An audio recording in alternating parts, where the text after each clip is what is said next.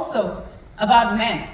It's also about giving them some freedom from some of the expectations of the patriarchy, that you have to not express your feelings, or you have to bring in the money.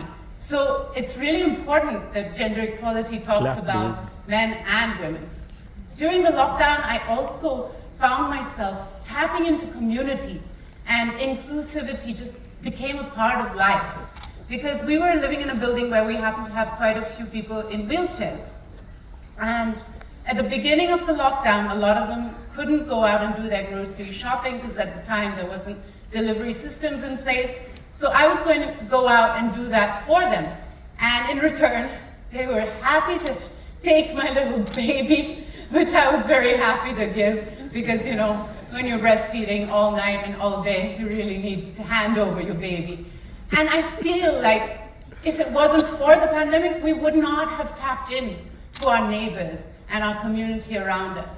And similarly with the environment, we invested in cycles to get around. We found that, we were finding out who our local farmers were in order to buy our produce. It just made us so much more aware of what's around us and near us, and being part of a community and understand what the needs of the other and of ourselves were.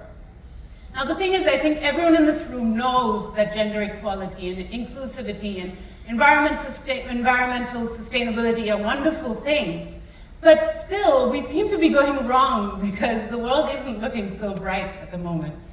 And I wondered what it is that we're missing in today's day and age. And I think one of the main ingredients is presence, is being in the here and now.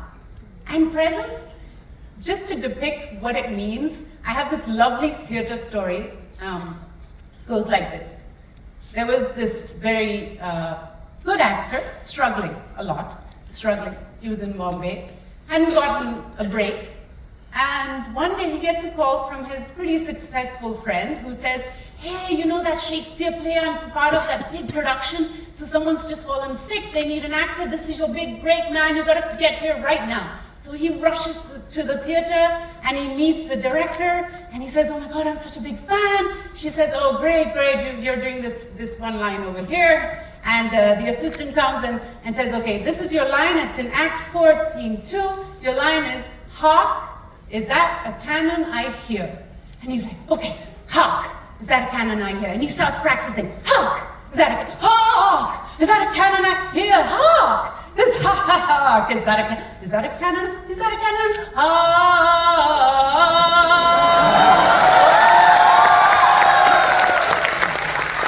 And now it's almost time for the show, so he's like doing push-ups and he's doing warm-ups and he's singing, hark, is that a cannon I hear? Hark, is that a cannon I hear? He's putting on his costume, hark, is that a cannon I hear?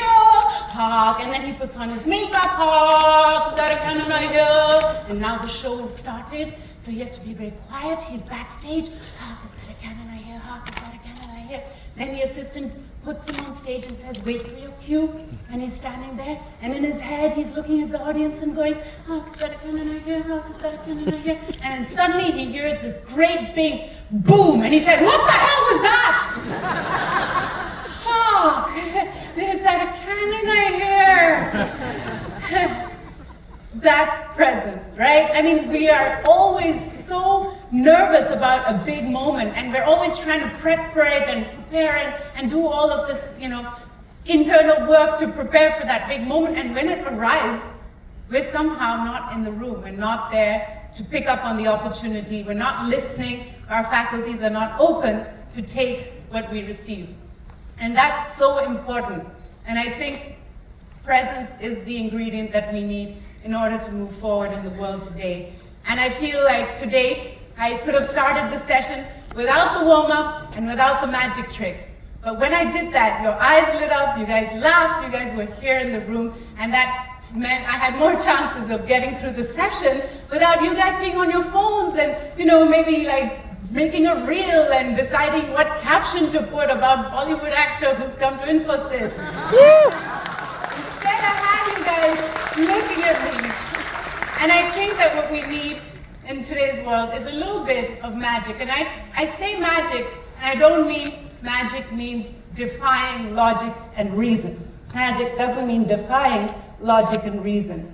Magic simply means looking at a small detail and flipping it around.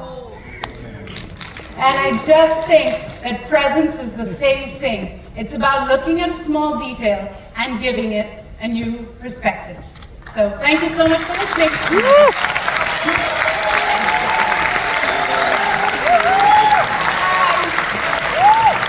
It was good.